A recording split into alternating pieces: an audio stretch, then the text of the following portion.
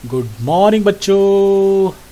आप सभी का मेरे YouTube चैनल जिसका नाम है स्टडी हिस्ट्री विद पवन चौहान में बहुत बहुत स्वागत, बहुत बहुत अभिनंदन। यदि आप चाहते हैं कि मेरे अच्छे नहीं बहुत अच्छे नंबर आएँ तो जल्दी से इस बेल को बजाइए और सब्सक्राइब कीजिए, क्योंकि इसी चैनल पर आपसे संबंधित लगभग 100 से ज़्यादा वीडियो मिलने वाली हैं।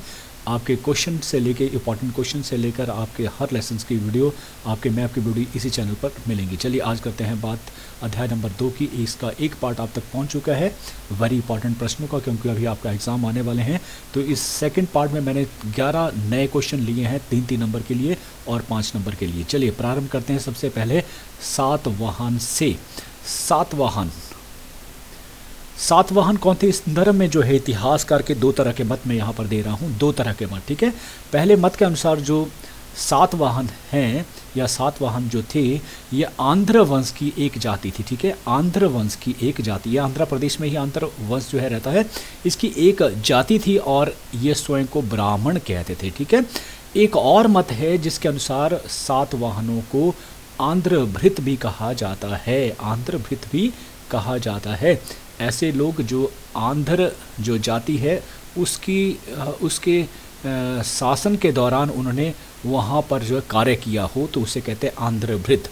जैसे कि कहा गया है कि इनके जो पूर्वज थे, मतलब किसके हम बात करें, सातवाहनों के जो पूर्वज थे वो आंध्र शासक कौन थे? मौर्यंस को आंध्र शासक कहा जाता है, क्योंकि वहाँ तक उनका राज्य जो है वो चलता था। तो इनके अधीन वो सामंत रहे हैं। क्या रहे हैं? सामंत। देखिए सामंत क्या होते थे कि बड़ी बड़ी जागीरों के ये मालिक हुआ करते थे, जहाँ पर ये छोटे जो है राजा की तरह जो बिहेव करते थे, मतलब राजा की तरह इनकी शक्तियाँ हुआ करती थी, लेकिन किसके अधीन होते थे? मौर्यन के, आंध्र शासकों के अधीन। और इसलिए इसको इनको कहा जाता था आंध्रभृत। किन्हें कहा जाता था? सातवाहनों को। ये दूसरा जो है वो इतिहासकारों का मत है। फिर क्या हुआ कि मौर्य के शासनकाल, जैसे ही मौर्य जो का पतन हुआ उसके पश्चात इन्होंने अपनी स्वतंत्रता की घोषणा कर दी और इस प्रकार अपना साम्राज्य जो स्थापित किया, अलग से इंडिपेंडेंट है ना, स्वतंत्र। गौतमीपुत्र सतकर्णी जो है वो सातवाहन शासकों के सबसे विख्यात और सबसे शक्तिशाली शासक रहे। तो ये है सातवाहन के बारे में। प्रश्न पूछा जाता है कि गौतमीपुत्र सतकर्णी कौन थे? याद रखिए गौतमीपुत्र सतकर्णी सबसे पहले कि सातवाहन वंश के जो सबसे शक्तिशाली और विख्यात शासक थे। इन्होंने शासन किया 106 से लेकर 130, याद रखना 106 से लेकर 130 तक। नासिक जो शिलालेख है, नासिक में शिलालेख मिला है। शिलालेख क्या होता है? एक बहुत बड़ी शिला जिसको जो है जिसके ऊपर किलाकार मतलब खोद कर लिखा जाता था। वहाँ जो लिखा गया है उससे पता लगता है कि वो इतने महान थे या इतने शक्तिशाली शासक थे कि उस समय के जो ताकतवर थे शक, यवन और पल्लव, इनकी शक्ति का उन्होंने दमन किया। किसका? शक, यवन और पल्लव। याद रखना इसके साम्राज्य में जो है जो प्रदेश आज जो है जो नाम है कौन कौन? गुजरात, महाराष्ट्र, मालवा, विदर्भ, कोंकण, पुणे और नासिक। यहाँ जो शासन था दक्षिण की भारत की तरफ अधिकतर ये पड़ता है, तो वो यहाँ पर उन्होंने जो है वो अपना साम्राज्य स्थापित किया था। किसने? गौतमीपुत्र सतकर्णी ने, जो किसके थे? सातवाहन वंश के सबसे महान शासकों में से एक। इन्होंने ना केवल जो है एक बड़े साम्राज्य पर शासन किया, बल्कि उन्होंने एक अच्छा शासन प्रबंध भी दिया। कैसे दिया? एक अच्छा शासन प्रबंध भी दिया और सातवाहन वंश का जो गौरव था उसे पुनर्जीवित किया। किसने? गौतमीपुत्र सतकर्णी ने। आगे क्वेश्चन आ सकता है आपको कुषाण। जो कुषाण वंश थे ये चीन से आए थे। याद रखना चीन की एक यूची जाति थी। क्या थी? चीन की एक यूची जाति थी। 165 ईसा पूर्व में यहाँ चीन में इनको एक और जाति थी जो हूण कहलाते थे। उन्होंने इनको खदेड़ा मतलब पराजित किया और वहाँ से इनको भागना पड़ा और आकर ये जैक्साइट नदी के किनारे जो है वो बस गई। ये जो है चीन के जो है पश्चिम की ओर जो है ये स्थित है, तो वहाँ आकर ये बस जाते हैं। यहाँ से ये 5 शाखाओं में विभाजित हो जाते हैं और कुछ जो यूरोप की तरफ जाती है, कुछ जो है पश्चिम एशिया की तरफ निकल जाती है और कुछ जो है इनमें से एक जो भारत की तरफ जो है आते हैं उन्हें कुषाण कहा जाता है। क्या कहा जाता है?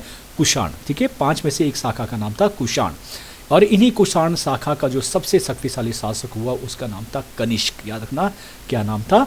कनिष्क, जो एक महान विजेता था और उसने बौद्ध धर्म के प्रसार के लिए बहुत ही कार्य किया। कला और साहित्य का उल्लेख का विकास भी उसके समय में हुआ। एक योग्य शासक था कनिष्क, कुषाण वंश का। अब इसी तरह का प्रश्न पूछा जा सकता था कि कनिष्क के बारे में ही बताइए, तो कनिष्क आपको मालूम हो गया कि वो कुषाण वंश का महान जो है वो विजेता था और उसने चीन पर जो है आक्रमण किए 2 बार। पहले में वो हार गया, लेकिन दूसरी बार वो जीतता है और बहुत सारे क्षेत्र पर अधिकार कर लेता है चीन के, ठीक है। इसे दूसरा अशोक भी कहा जाता है। ऐसे पूछा था कि दूसरा अशोक किसे कहा जाता है, तो वो कनिष्क को कहा जाता है। क्यों कहा जाता है? क्योंकि अशोक ने जो समय अपने कार्य किया, अशोक ने क्या कार्य किए थे, उसने बौद्ध धर्म का प्रसार किया, तो इसने भी प्रसार किया। और क्या किया उसने? बौद्ध धर्म को राज्य धर्म घोषित किया था। किसने? अशोक ने। तो उसने भी वैसा ही किया, बौद्ध धर्म को राज्य धर्म घोषित कर दिया। अशोक ने स्तूप और विहारों का निर्माण किया था, तो कनिष्क ने भी किया। अशोक ने जो है वो तीसरी महासभा का, यहाँ चौथी तीसरी महासभा का आयोजन जो हो अपनी राजधानी पाटलिपुत्र में किया था, और कनिष्क ने जो है इसका चौथी महासभा का आयोजन किया कहाँ पे? कश्मीर में किया था। और अशोक ने जो है बौद्ध धर्म के प्रसार करने के लिए जो है वो श्रीलंका और दूसरे देशों में जो है वो लोगों को भेजा था, जिसमें अपनी पुत्री और पुत्र को भी, संघमित्रा और राहुल को भी भेजा था। ठीक उस प्रकार से कनिष्क ने भी जो है विभिन्न देशों में, जिसमें चीन, जापान और तिब्बत, याद रखना चीन, जापान और तिब्बत में जो है जो बौद्ध धर्म के प्रसार के लिए लोगों को, बौद्ध भिक्षुओं को भेजा और इस प्रकार से इसको काफ़ी उन्नति के शिखर तक पहुँच जाया। तो ये हो गए कनिष्क। अब आता है अश्व घोष। अश्व घोष कनिष्क के ही समकालीन थे, मतलब कनिष्क के दरबार का रतन जो है वो अश्व घोष था।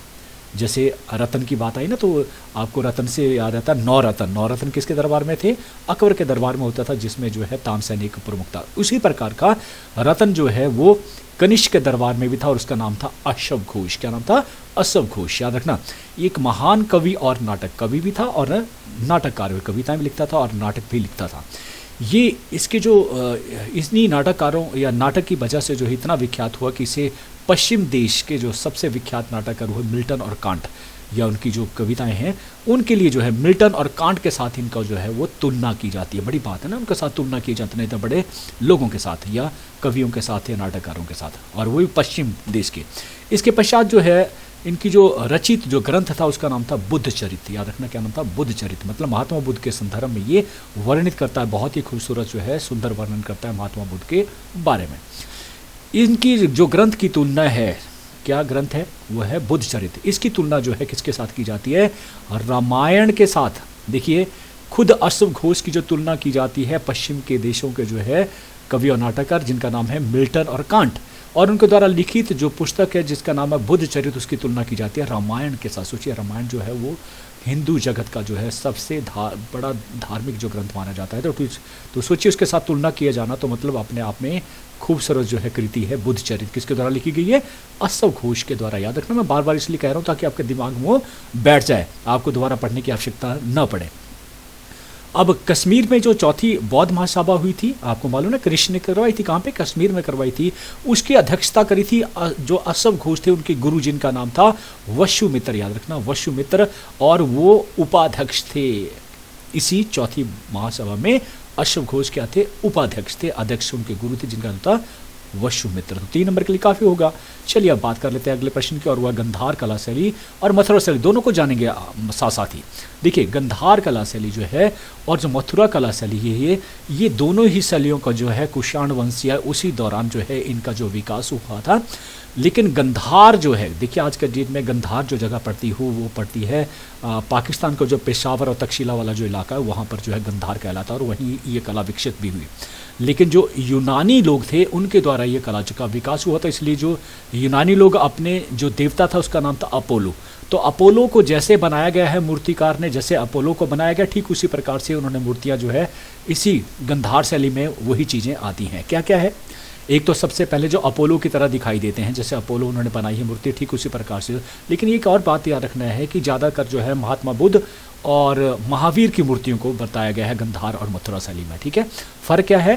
पहले गंधार शैली की बात कर रहे हैं कि ये अपोलो की तरह दिखाई देती हैं जो मूर्तियाँ बनाई, अपोलो देवता की तरह। फिर ये जो मूर्तियाँ बनाई गई हैं ये वस्त्रों और आभूषणों से सुसज्जित जो है की गई। देखें कांटे नज़र आ रहे होंगे, ये आभूषण जो है, आभूषण वस्त्र पहने गए हैं, तो सुसज्जित की गई है। कौन सी? जिससे पता लगता है ये गंधार कला शैली की है। तीसरा, गंधार शैली में जो है सिरों के जो बाल है वो घुंघराले बताए गए हैं। देखेंगे आप, घुंघराले बाल जो है वो बताए गए हैं। तो 3 तरह की चीज़ें से पता लग जाता है कि गंधार कला शैली की है। घुंघराले बाल, वस्त्र और आभूषण पहने हुए, और साथ में क्या पाला? अपोलो की तरह उनको दर्शाया गया है, जैसे अपोलो। फिर आता है तीसरा, और वो है दूसरा मथुरा कला शैली। मथुरा कला शैली का कैसे पता लगेगा कि महात्मा बुद्ध की मूर्तियाँ या जो भी महावीर की मूर्तियाँ बनी हो, एक तो भारी भरकम शरीर वाली बनी है, ठीक है, भारी शरीर वाली मूर्तियाँ, ज़्यादा सुडौल शरीर नहीं बताया गया, ज़्यादा भारी बताया गया है। फिर दूसरा जो इनका जो प्रभा चक्र है, प्रभा चक्र, मूर्ति का प्रभा चक्र क्या हुआ, यहाँ भी प्रभा चक्र बताया गया, देखें कितना राउंड है और बिल्कुल साफ है, कहीं भी किसी प्रकार का जो है वो अलंकृत या कोई डिज़ाइन नहीं किया गया है प्रभा चक्र में, क्लियर है, प्लेन है। यहाँ पे अगर प्रभा चक्र देखेंगे तो इसके चारों तरफ, उस प्रभा चक्र के चारों तरफ क्या किया, डिज़ाइन कर दिया गया है, मतलब क्या बोला जाएगा, इसको अलंकृत कर दिया गया है अलग तरह से। तो इससे पे पता लगता है कि कौन सी है, मथुरा कलशैली है। और तीसरा बताया गया कि जो महात्मा बुद्ध है उनको कमल के ऊपर, कमल के फूल के ऊपर जो है वो आसीन बताया गया है। तो 3 से पता लगता है कि मथुरा कलश भारी भरकम, दूसरा प्रभा चक्र में अलंकृत किया गया है, और चौथा है सदा कमल के ऊपर आसन करके बताई गई है मूर्तियाँ। तो इस प्रकार से ये हुई मथुरा कलशैली और गंधार कलशैली में अंतर भी और अलग अलग आए तो आप बता सकते हैं। फिर आता है गुप्त साम्राज्य के संस्थापक, इसके संदर्भ में बहुत इंपॉर्टेंट जो है जानना भी बहुत जरूरी है कॉम्पिटिटिव एग्जाम के लिए और ऐसे भी। देखिए गुप्त साम्राज्य का जो संस्थापक हैं, माना जाता है कि इसकी जो स्थापना की थी, ठीक है, गुप्त साम्राज्य की जो स्थापना करी थी वो थे श्रीगुप्त।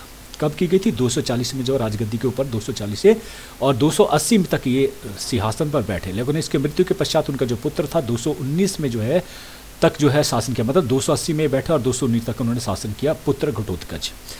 लेकिन क्या हुआ, इनके घटोत्कच का जो पुत्र था आगे का, जिसका नाम था चंद्रगुप्त प्रथम, उसके बाद जब ये 319 में इसने 320 ईस्वी में जब ये राजगद्दी के ऊपर बैठा तो ये स्वतंत्र था। मतलब इसका मतलब क्या हुआ, स्वतंत्र का मतलब कि इससे पहले जो 2 शासक थे, जो उनके पिता थे जिनका नाम था घटोत्कच और उनके भी पिता जिनका नाम था श्रीगुप्त, ये 2 जो है अधीनस्थ थे, मतलब किसी और शासक के अधीन ये शासक थे, इनसे भी बड़ा जो है शासक किसी के अधीन ये थे, और वो अधीन माना जाता है। अगर आप सर्च करेंगे तो आप पाएंगे कि जो उस समय जो भार शिव थे, दक्षिण में भार शिव थे, उनके अधीन जो है ये राजा रहे, मतलब इनको जीता और फिर इनको जो शासन दे दिया होगा। तो इस प्रकार से उन्होंने उनको राजा घोषित किया गया उस जगह के ऊपर, और वो और कर उनको देते होंगे। तो इस प्रकार से श्रीगुप्त और उनके पुत्र थे घटोत्कच, ये इनके ही अंडर रहे।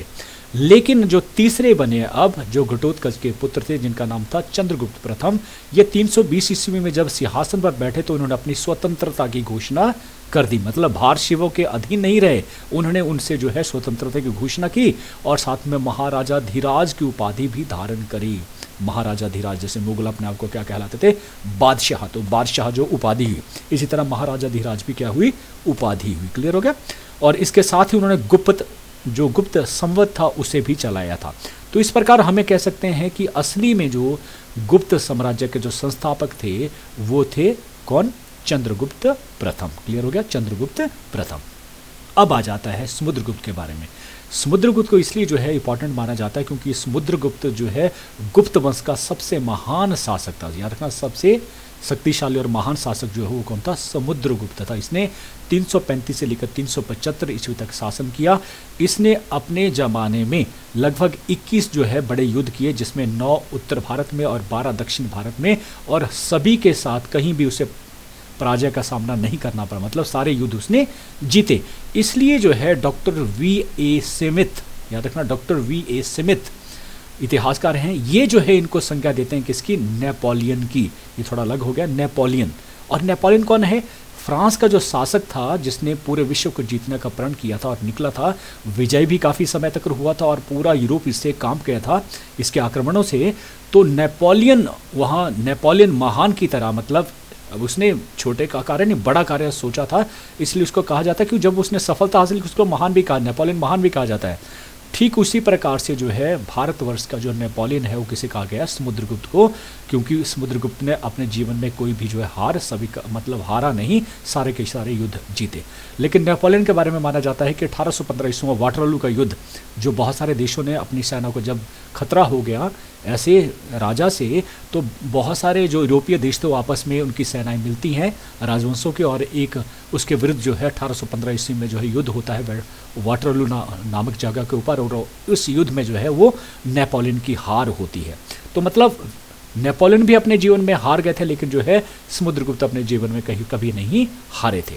तो किसने दिए, डॉक्टर V.A. स्मिथ ने जो है उनके युद्धों को जो जीतने के कारण जो उनको दिए उपाधि, वो क्या दी, नेपोलियन की उपाधि दी है। अब आता है कि समुद्रगुप्त का जो साम्राज्य था, अब समुद्रगुप्त महान थे तो उनका साम्राज्य भी काफ़ी बड़ा हुआ होगा। तो कहाँ, हिमालय से, उत्तर में हिमालय लेकर दक्षिण में नर्मदा नदी तक और पूर्व में ब्रह्मपुत्र नदी से लेकर पश्चिम में चंबल नदी तक उनका साम्राज्य जो है फैला हुआ था। तो इस प्रकार से केवल वो महान योद्धा ही नहीं थे बल्कि उच्च कोटि के शासन प्रबंधक भी थे, अच्छा प्रशासन भी उन्होंने लोगों को दिया। कला के और साहित्य के वो बहुत प्रेमी थे, और इससे तो लगता है कि महान संगीतकार की बात जब भी आती है तो माना जाता है कि समुद्रगुप्त को बहुत सारे सिक्के उसके मिले हैं जहाँ पर उनको वीणा बजाते हुए दिखाया गया है। तो इस प्रकार से वो एक महान संगीतकार भी थे। अब आ जाता है फाहियान के बारे में। फाहियान वो व्यक्ति है जो चीन से आता है और ये बौद्ध धर्म के अध्ययन के लिए जो भारतवर्ष, देखिए भारत अपने समय में जो है उस समय में भारत में विश्वविद्यालय स्थापित थे, जहाँ पर जिसमें अगर हम तक्षशिला की बात करें या फिर जो है नालंदा की बात करें, लोग बाहर से आते थे, विदेशों से आते थे। तो फाहियान भी वैसे ही जो है बौद्ध धर्म के जो है जो प्रसार भारत से हो रहा था उसका अध्ययन के लिए भारतवर्ष में आते हैं, चीन से आते हैं। और उसमें चंद्रगुप्त द्वितीय का शासन जो है उस समय था, चंद्रगुप्त द्वितीय का शासन था। तो 405 से लेकर ये 411 ईस्वी तक जो है ये इनके दरबार में रहे। किसके? चंद्रगुप्त द्वितीय के दरबार में रहे फाहियान। और अपनी आंखों से इस दौरान उन्होंने जो कुछ देखा वो उन्होंने अपनी पुस्तक जिसका नाम था फोकोकी, इस पुस्तक में उन्होंने सारा कुछ लिखा। और इससे इनकी किताब से या इनके जो है वृत्तांत से जो है उस समय के खासतौर पर जो है चंद्रगुप्त द्वितीय और समुद्रगुप्त या जो नज़दीक के शासन प्रबंध था या किसी भी प्रकार की जानकारी जो है, मतलब गुप्त साम्राज्य की जानकारी की जो है फाहियान के वृत्तांतों से हमें बहुत ज़्यादा मिलती है। तो कहीं धार्मिक स्थिति हो, राजनीतिक स्थिति हो, सामाजिक हो या आर्थिक दशा के बारे में जानना हो तो फाहियान के वृत्तांत बहुत ही लाभदायक है गुप्त साम्राज्य के बारे में जानकारी प्राप्त करने के लिए। ठीक है जी। अब आ जाता है नेक्स्ट, और वो आता है गुप्त साम्राज्य का पतन। ये 5 नंबर के लिए पूछा जा सकता है, 2 के लिए पूछा जा सकता है, 3 के लिए, 4 के लिए। तो अगर 5 के लिए क्वेश्चन पूछा जा रहा है तो आप हेडिंग देना पड़ेंगे। अगर हेडिंग भी याद नहीं हो तो कम से कम अगर आप इसको भी याद कर लेंगे तो 4 नंबर आपके कहीं नहीं जाते हैं। अगर 5 नंबर के लिए करना है तो थोड़ा सा हेडिंग आप इसी से बना सकते हैं और अपना क्वेश्चन को तैयारी कर सकते हैं। तो अगर आपका 3 नंबर का प्रश्न आएगा तो कम से कम जो है 4 या 5 पॉइंट आपने जरूर लिखें ताकि वो 3 नंबर हर हाल। कई बच्चे करते हैं कि 3 ही पॉइंट लिखते हैं, तो हो सकता है एक आधा पॉइंट आपका गलत हो गया तो 2 नंबर आपको मिलेंगे। तो बेहतर है जितना आपको आते हैं लिख लीजिए, लेकिन 3 नंबर का तो 4 से ज़्यादा पॉइंट मत लिखिए, समय भी बर्बाद ना कीजिए। 1 पॉइंट एक्स्ट्रा आपने लिखना है। वो डिपेंड करता है कि आपका जो पॉइंट्स आपने बनाए हैं वो कितने कितने लाइन्स के हैं। तो गुप्त साम्राज्य का जो पतन है, एक तो मालूम है कि गुप्त साम्राज्य का जो पतन था वो 6ठी शताब्दी में हुआ था। कब हुआ था? 5वीं शताब्दी में प्रारंभ हो गया था और 6ठी शताब्दी में जाकर जो है ये पतन हो चुका था। किसका? गुप्त साम्राज्य का। इसके पीछे जो कारण थे वो निम्नलिखित थे। नंबर 1, स्कंदगुप्त के पश्चात जो स्कंदगुप्त थे अंतिम जो है योग्य शासक था, याद रखना। तो स्कंदगुप्त का याद रखना। इसके पश्चात कोई भी योग्य शासन प्रमाणित नहीं हुआ, कोई भी योग्य शासक प्रमाणित नहीं हुआ। वे हमेशा सूरा और सुंदरी में खोए रहते थे, कोई ध्यान नहीं, हमेशा शराब में और सुंदरियों में डूबे रहते थे। तो इस प्रकार से पतन होना स्वाभाविक था। फिर दूसरा आता है कि उस समय किसी भी प्रकार का उत्तराधिकार संबंधी नियम नहीं था। राजा की मृत्यु के पश्चात क्या हो जाता है कि राजा उस गद्दी को प्राप्त, राजगद्दी को प्राप्त करने के लिए जो भी राजकुमार होते वो आपस में लड़ जाते थे और इस प्रकार से अपनी ही हानि करते थे, है ना। जिस घर में बच्चे जायदाद के लिए खुद ही लड़ना शुरू कर दें उससे क्या हो जाता है, उस घर की एक तो बदनामी होती है और हास्य भी होता है, पतन भी होता है। तो ये हुआ किसके कारण? कि उत्तराधिकारी नियम के न होने के कारण। फिर तीसरा आता है कि समुद्रगुप्त और चंद्रगुप्त द्वितीय जो योद्धा थे उन्होंने इतना बड़ा विशाल साम्राज्य स्थापित किया था, विशाल साम्राज्य स्थापित किया था कि उनको संभालने के लिए योग्य शासक चाहिए थे। लेकिन स्कंदगुप्त के बाद कैसे थे? अयोग्य शासक थे और इसलिए वो उनको संभाल नहीं पाए और पतन हो गया। समझ गए ना? पतन को ध्यान रखना कि पतन क्यों हो रहा है, वो कारण हम दे रहे हैं। चौथा था चंद्रगुप्त द्वितीय के पश्चात काफी लंबे समय तक सैनिकों को किसी युद्ध का सामना, याद रखना है, ये नाम लिखने बड़े जरूरी है, इसी से नंबर आपके आएंगे कि चंद्रगुप्त द्वितीय के पश्चात जो है काफ़ी लंबे समय तक जो है वो युद्ध नहीं किए गए आने वाले शासकों ने। इससे क्या हुआ? युद्ध ना होने के कारण जो सैनिक थे वो शिथिल हो गए, कमजोर हो गए, उनकी निपुणता खत्म हो गई, है ना। जो चीज़ आप बार बार अभ्यास करते हैं ना उसमें आप और निपुण हो जाते हैं और निखर जाते हैं। ठीक है, जैसे बाबर जब भारतवर्ष में आया था तो उसके इतने जो योद्धा थे, जो उसके सैनिक की एक एक योद्धा ने जो है 5-6 जो है वो सैनिकों को मारा था दिल्ली में आकर, इब्राहिम लोदी की सेना को, तब वो जीते थे। तो ये कब होता है? जब आप बार बार युद्ध करेंगे, अभ्यास होगा। तो ये भी कारण बना कि लंबे समय तक जो है युद्ध में भाग न लेने के कारण क्या हुआ, वो शिथिल हो गए, कमज़ोर हो गए थे। पांचवा आ जाता है कि गुप्त शासकों ने जो है उत्तर पश्चिमी सीमा याद रखना, उत्तर पश्चिमी सीमा में जो हिमालय पड़ता है ज़्यादातर, तो हिमालय से उनको डर ऐसा लगता था कि हिमालय से कोई नहीं करेगा कभी जो है, क्योंकि मैदानी हिस्सों से ही लोग आते थे। हिमालय की तरफ से आए वो हूण लोग आए, जो चाइना की तरफ से आए वो हूण लोग आए, और इसलिए जब वहाँ पर जो है ध्यान ही नहीं दिया गया, उस सीमा की तरफ से कोई सैनिक ही नहीं रखे गए, तो उस साइड से उन्होंने आक्रमण किया, और जिसकी वजह से गुप्त साम्राज्य की घंटी बज गई। क्लियर हो गया? तो ये कारण बना पांचवा। छठा आता है कि सेना पर इतना अधिक खर्च कर दिया था। तो आपने देखा होगा जो है, अगर हमने मॉरेंस को पढ़ा होगा तो 2-2 लाख सेना उसी समय थी। तो इस सेना के ऊपर खर्च इतना किया गया था, पैसा इतना बहा दिया गया था कि उसकी आर्थिक स्थिति जो बिगड़ गई। अगर पैसा खजाने में नहीं होगा ना, तब भी मुश्किल हो जाता है उस देश को चलाना, या सेना का ध्यान रखना, या सेना को और बढ़ाना, कुछ करना। तो इस प्रकार से सेना में अगर सिर्फ संख्या ही बड़ी नहीं डिपेंड करती। देखिए, मैंने आपको बहुत सारे युद्धों के बारे में बताया है, तो सेना में संख्या ही बड़ी नहीं होती है। सेना के पास किस तरह के जो हथियार है, क्या आधुनिक हथियार है कि वही है बंदूक पकड़ कर चल रहे हैं, आज की डेट में कह रहा हूँ मैं। तो जितने अत्याधुनिक जो है हथियार उनके पास सुसज्जित होंगे, तो उतने ही जो है वो विजय के ज़्यादा संभावनाएं ज़्यादा बनती है। तो सेना का धन खर्च करना और विदेशी व्यापार का ठप होना, उससे उनकी जो है आर्थिक स्थिति बिगड़ गई देश की। पैसा होगा तभी चलता है देश, तो इस कारण भी जो है वो क्या हुआ, पतन हुआ। सातवां आता है शासकों की जो दुर्बलता को देखते हुए, जब शासक जो है स्कंदगुप्त के बाद जो है कैसे हुए, अयोग्य हुए, जो सूरा और सुंदरी में खोए रहते थे, तो क्या हुआ, इससे जो दूसरे जो मतलब जो घर के अंदर जो, अब देखिए देश हर एक जो भी उस समय साम्राज्य होता था, उसमें राज्य भी होते थे। जैसे पूरा भारत जो है, अगर भारत को माने तो ये देश है पूरा कंप्लीट, लेकिन इसमें बहुत सारे राज्य हैं, जैसे हिमाचल, पंजाब, हरियाणा, ये सारे राज्य हैं। तो वहाँ पर कौन होते थे? गवर्नर होते थे, राजकुमार जो है वो शासन चला रहे होते थे। तो वहाँ के जो लोग थे, जो भी सत्ता चला रहे थे, उन्होंने आज़ादी की घोषणा कर दी कि राजा तो दुर्बल है, कि ये क्या कर लेगा हमारा। तो इस प्रकार से जो है यहाँ जो है एक एक करके राज्य जो है वो अलग होने लगे। मालवा अलग हो गया, कनौज अलग हो गया, वल्लभी अलग हो गया। इस तरह से अलग अलग तरह से जो है वो राज्य जो है जाने लगे, और इससे क्या हुआ, स्वतंत्रता घोषणा के पश्चात दुर्बल हो गया, कमज़ोर हो गया। ठीक है, यूँ मानो कि आपकी टांगे हटा ली जाएं, हाथ हटा लिए, तो आप क्या होते जाएंगे, कमज़ोर होते जाएंगे। वैसा ही हुआ किसके साथ? गुप्त साम्राज्य के साथ। फिर आठवां था हूणों ने, जिसकी बात हमने करी थी।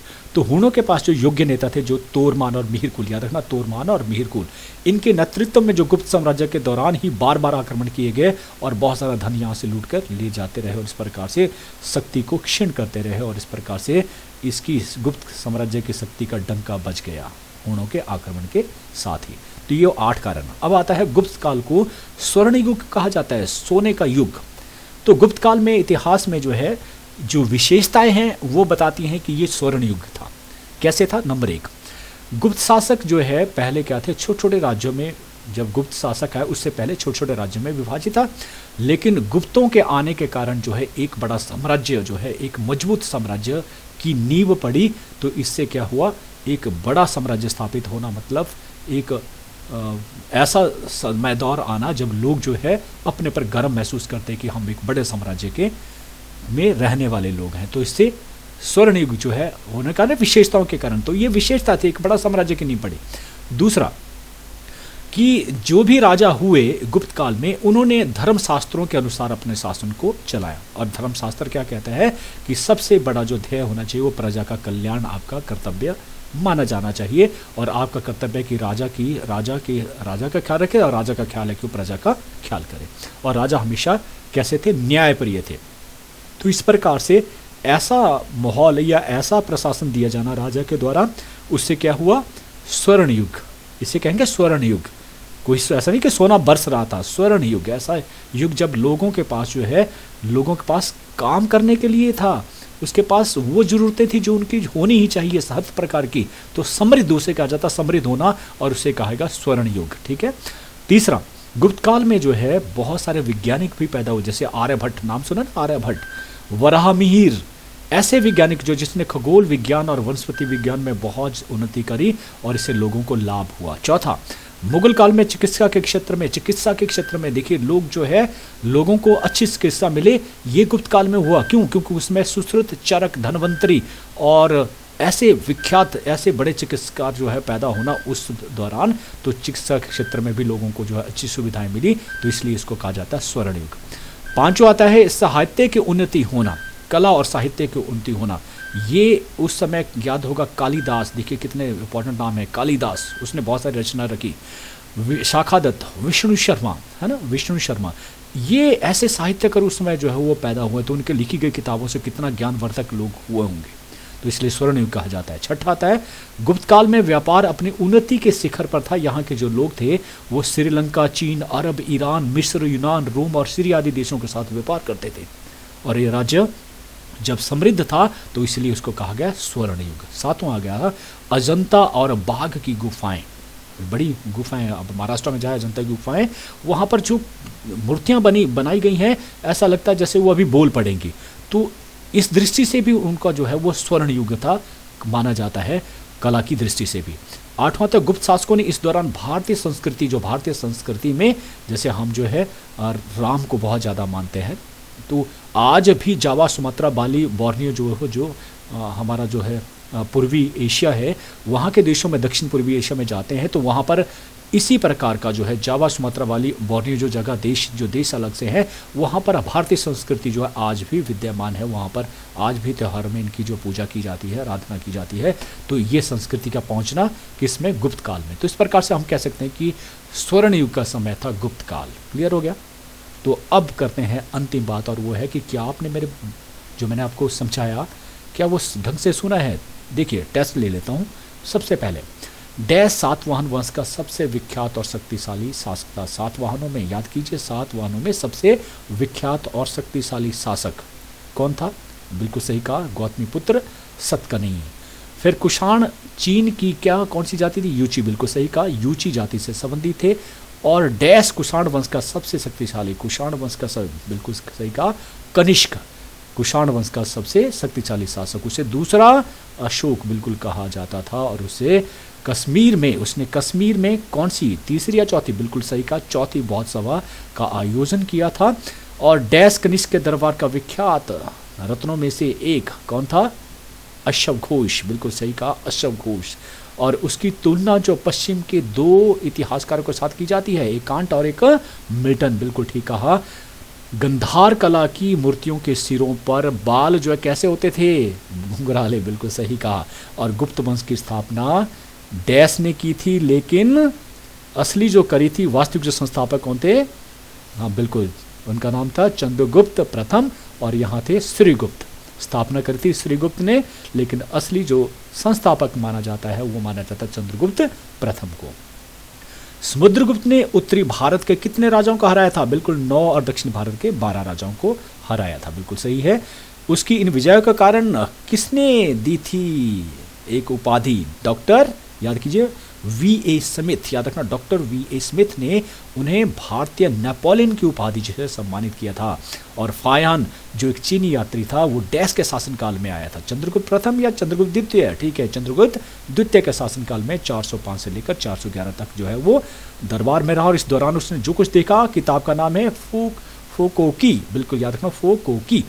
हुणों के नेता जो दो योग्य नेता थे, जिसके में गुप्त साम्राज्य का पतन का कारण बना, वो दो नेता थे तोरमान और मिहिरकुल। बहुत अच्छे से आपने सुना, तो थैंक यू आपका सुनने का। आप अच्छे नंबर हासिल करेंगे, मैं दावे के साथ कहता हूँ। इसी तरह से मेरी वीडियो को ध्यान से देखते रहिए, आपके अच्छे नहीं बहुत अच्छे नंबर आएंगे। All the best, thank you.